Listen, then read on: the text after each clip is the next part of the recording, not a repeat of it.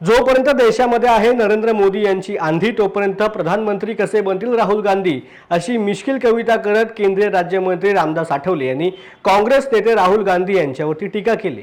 मुखेड येथे आरपीआय पक्षाच्या कार्यकर्ता मेळावा आयोजित करण्यात आला होता। त्यानिमित्ताने केंद्रीय राज्यमंत्री रामदास आठवले यांनी पत्रकारांशी संवाद साधला। नांदेड लोकसभा निवडणुकीमध्ये आरपीआयला 2 जागा मिळाव्यात। शिर्डी, सोलापूर आणि अकोला या आरक्षित जागांपैकी 2 जागा आरपीआय पक्षाला द्याव्यात, अशी प्रतिक्रिया देखील केंद्रीय राज्यमंत्री रामदास आठवले यांनी दिली आहे। लोकसभेसाठी रिपब्लिकन पक्षाची मागणी आहे की महाराष्ट्रामध्ये 48 जागा आहेत आणि त्याच्यापैकी 2 जागा आरपीआयला मिळाव्यात।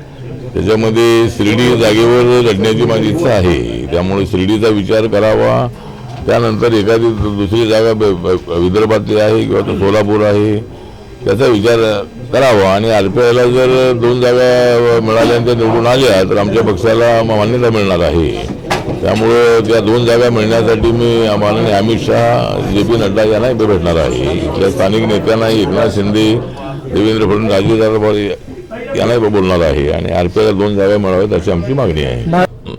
कविता काय, भारत जोडो जे आहे ते राहुल गांधी जे आहे ते म्हणजे मी एवढंच तर सांगतो की राहुल गांधींना प्रधानमंत्री बनण्याची घाई झाली दिसते आहे आणि त्यामुळे एवढा निवडणुकीचा माहोल असतानाही पुन्हा ते लोकांच्या समोर जाण्याचा प्रयत्न करत आहे।